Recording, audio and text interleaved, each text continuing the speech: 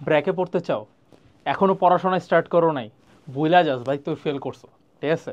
এখন কথা হচ্ছে যদি তোমরা ফেল না করতে চাও তাইলে কি করবা, এটা এখন হচ্ছে কথা। তাইলে ভাইয়া কি করতে পারি, এখন আসো তোমাদের আমি বলতেছি। তোমরা যারা এখনও পড়াশোনা স্টার্ট করো না, বলেই তো দিছি ফেল করবা, বাট এখন একটা ওয়ে আছে পাস করা, ঠিক আছে? যে না, ফ্যামিলির মানিজ্যর টানিজ্যতার বিষয় আছে ভাই, আব্বু আম্মুর সামনে মুখ দেখাতে পারবো না, প্রাইভেটেও পরীক্ষা দিয়ে ফেল করি যদি, তাহলে তো আর মানিজ্যত নাই, ঠিক আছে? তাইলে কেমনে কি করবা, তোমাদের এখনই বই নিয়ে বসতে হবে। কোনো এমন ওয়ে নাই যে ভাই লাস্ট রাতে কীভাবে বসে বসে পড়তে পারি, ভাই এইসব কোশ্চেন করো না, ঠিক আছে? এগুলো দিয়ে কিছু হবে না। সো কী করতে হবে, তোমার পড়তে হবে, সহজ কথা। এখন কথা হচ্ছে ভাই কিভাবে পড়বো, সেইটা এখন হচ্ছে আমরা কথা বলি।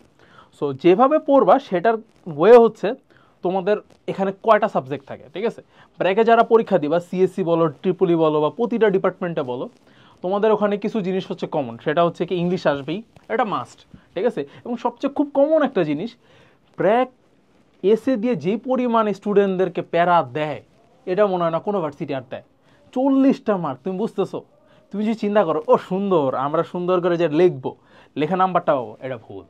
তাহলে এখন কিভাবে করবা, তো তোমাদের এসেতে 40 মার্ক কিভাবে উঠাইতে হবে, উঠানোর জন্য তোমাদের একটা পারফেক্ট গাইডলাইন লাগবে। গাইডলাইনটা কি, যে ভাইয়া আমাদের হচ্ছে প্রথমে একটা ইয়ের কথা আছে, যে ঠিক আছে আমাদের হেডিংটা পারফেক্টলি দিতে হচ্ছে, যে কোশ্চেন দেওয়া আছে ওখান থেকে হেডিংটা পিক আউট করতে হবে, এরপরে আমাদের কয়টা প্যারা মেনটেন করতে হবে, এই যে যে বিষয়গুলো, এটা কিভাবে বুঝবো, আমাদের নিয়মটা কি, এই নিয়মটা জানতে আমরা তোমাদের যে গাইডলাইন ভিডিওগুলো ওগুলো দেখতে পারো।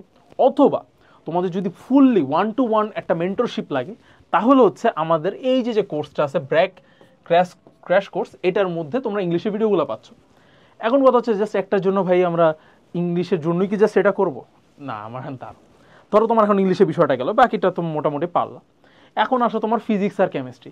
এখন একটা সত্যি কথা বলো, এখন তোমরা যেহেতু বই খুলে বসো নাই, তুমি আমার এটা বলো বুকে হাত দেয়া, তোমার কি মনে আছে ফিজিক্সে কি কি আসে সূত্র? একটাও তো মনে নেই, স্বাভাবিক। তো সূত্রগুলো সব ভুলছো। এখন কথা হচ্ছে সূত্র কীভাবে মনে রাখবা।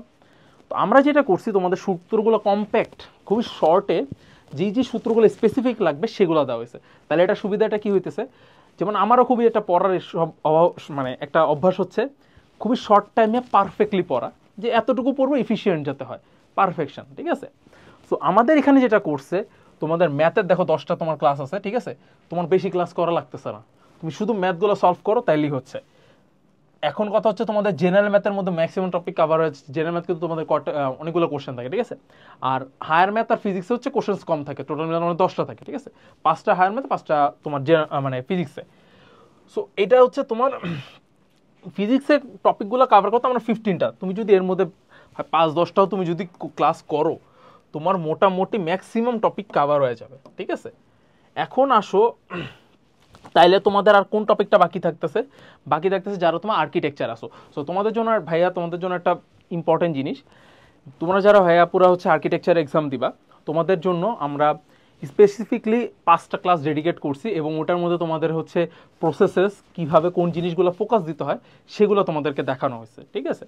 সো এটা একটা কমপ্লিট গাইডলাইনের মতো বলতে পারো, যে কোন জিনিসগুলো বেশি এমফেসাইজ করা উচিত, কোনগুলোতে কম, প্রতিটা জিনিস আছে, ঠিক আছে? ওকে, এখন আছে আমাদের একটা জিনিস যদি খেয়াল করো, যে ইংলিশের কথা বারবার বলছি, আমরা এই শুধু ইংলিশের জন্যই 3টা এসএ ক্লাস ডেডিকেটেড, ঠিক আছে? Just for this English. And তোমাদের ইংলিশের বাকি যে গ্রামার পার্ট আছে ওটার জন্য 10টা করে ক্লাস ডেডিকেটেড করা, আর বাকিগুলোতে তোমার ইয়ে। সো হায়ার ম্যাথ আর ফিজিক্সে তোমার মনে হতে পারে যে ভাইয়া হায়ার ম্যাথ জেনারেল ম্যাথে তো ক্লাস কম হয়ে যাবে। এখন একটা জিনিস বলি, হায়ার ম্যাথে যে টপিকগুলো আছে সব টপিক আসে না।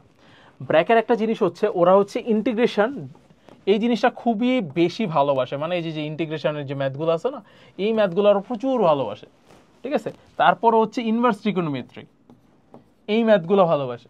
তারপরে দেখবা ডিফারেন্সিয়েশন। সো তুমি যদি এই টাইপের ম্যাথগুলো ভালো করে করতে পারো, মোটামুটি কাভার হয়ে যাবে।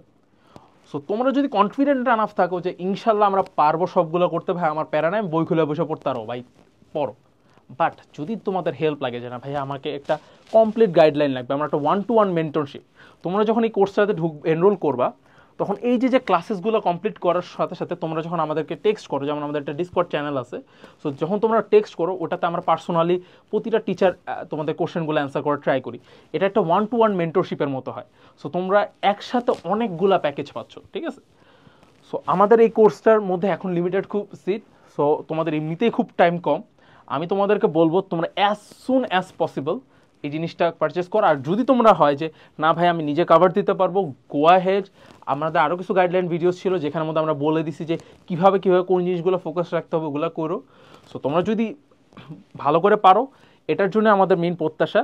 সো আশা করি তোমরা ইনশাল্লাহ ভালো করে পারবা। আমি তোমাদের সবার জন্য দোয়া রইল, ঠিক আছে? ইনশাল্লাহ তোমরা পারবা, ঠিক আছে? আসসালামু আলাইকুম। আরেকদিন তোমাদের সাথে দেখা হচ্ছে।